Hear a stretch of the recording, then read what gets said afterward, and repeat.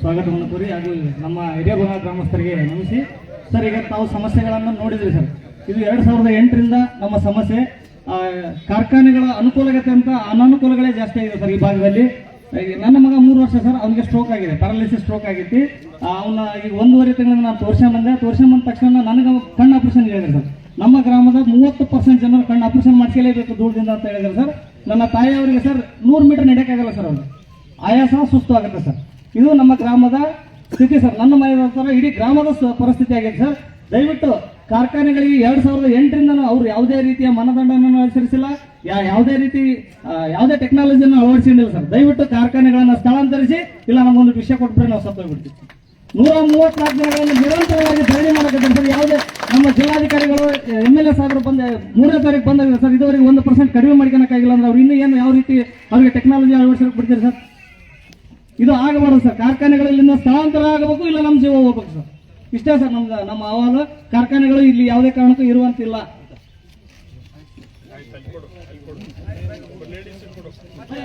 ಗ್ರಾಮದ ಒಬ್ಬರು ಸದಸ್ಯರು ಹೆಣ್ಮಕ್ಳು ಮಾತಾಡ್ಬೇಕು. ಬಗನಾಳವ್ರು ಬರ್ರಿ. ರತ್ನಮ್ಮ ಕೋರ್ಗಲ್ಲ, ಮತ್ತೆ ಯಾರ?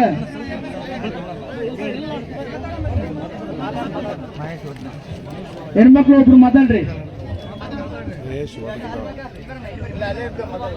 ಅಧ್ಯಕ್ಷರು ಸಾಹೇಬರು MLA ಸಾಹೇಬರು ಎಲ್ಲ ಬಂದಾರು. ನಾವು ಕುಂಕೆ ತಂದಿದ್ದಾರೆ ಸರ್.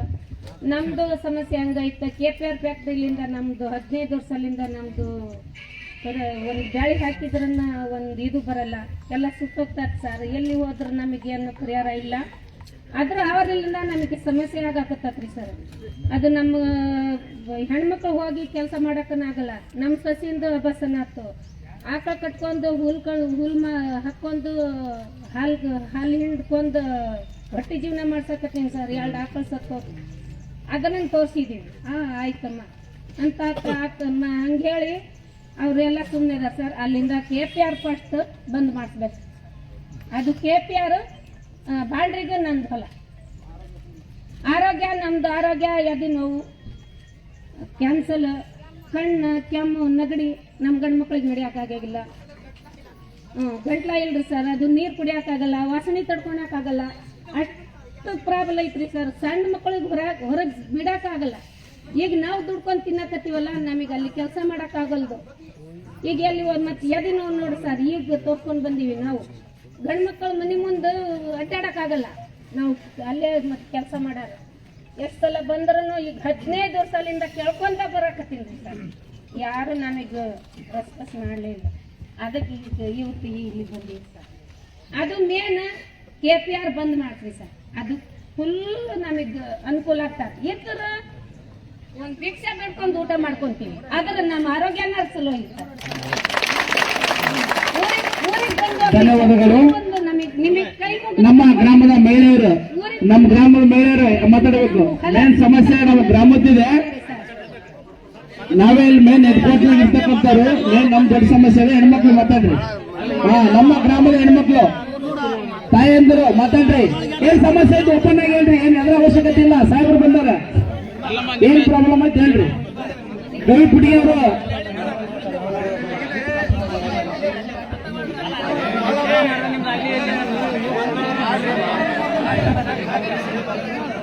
ನಾವೇನು ಕೇಳೋದಲ್ರಿ. ನಿಮ್ಮ ಮಕ್ಕಳು ಬೇಡೋದೇನಂದ್ರ ನಮ್ ಜೀವನ ಇರ್ಬೇಕು ಅಷ್ಟೇ. ನಾವು ಬೇಡೋದು ತಾವು ಬಂಡಿ ತೊಳೆದ್ರನ್ನ ಕರೆಯಬಹುದು, ಊಟ ಮಾಡಿದ್ರನ್ನ ಕರೆಯಬಹುದು, ನೀರ್ ಕುಡಿದ್ರನ್ನ ಕರೆಯಬಹುದು. ಅಂದ್ರೆ ನಾವು ಬದುಕೋದು ಹೆಂಗ ನಾವು ಬದುಕ್ಬೇಕು ಅದನ್ನ ತೋರಿಸ್ಕೊಡ್ರಿ ನಮಗೆ.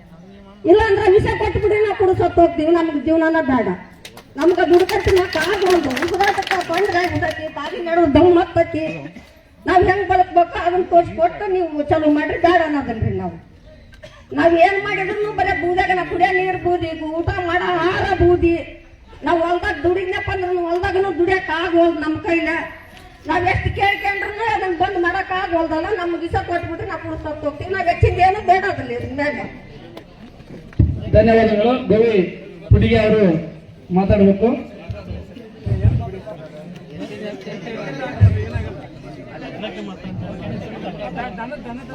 ಸರ್, ಈಗಾಗಲೇ 2008ರಿಂದ ಪ್ರಾಬ್ಲಮ್ ಇದೆ.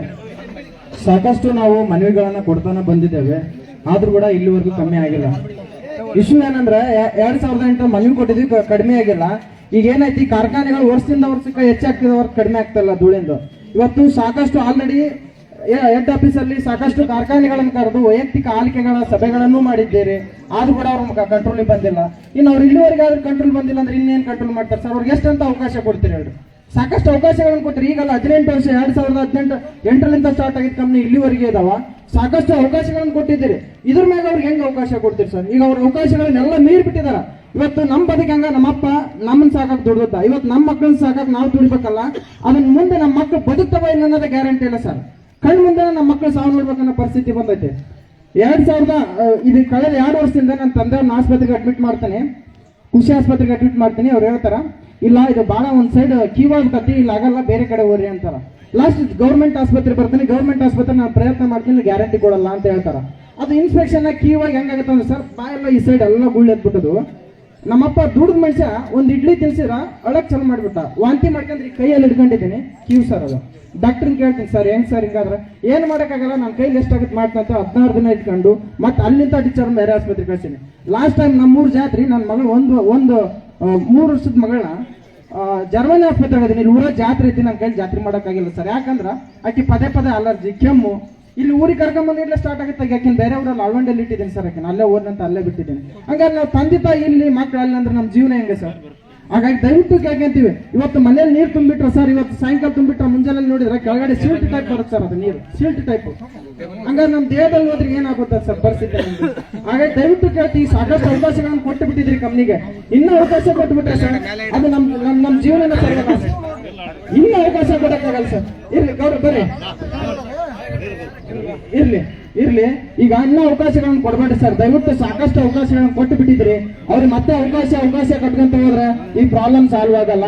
ಈ ಕೂಡಲೇ ಕಾರ್ಖಾನೆ ಬಂದ್ ಮಾಡಿ ಅವ್ನ ಸ್ಥಳಾಂತರಿಸಿ ಕೆಲಸ ಮಾಡ್ರಿ. ಬೇಕಾದ್ರೆ ಅದೇ ಜಾಗದಾಗ ಅವ್ರು ಬೇರೆ ಕಾರ್ಖಾನೆಗಳನ್ನ ತಂದಾಕ್ರಿ.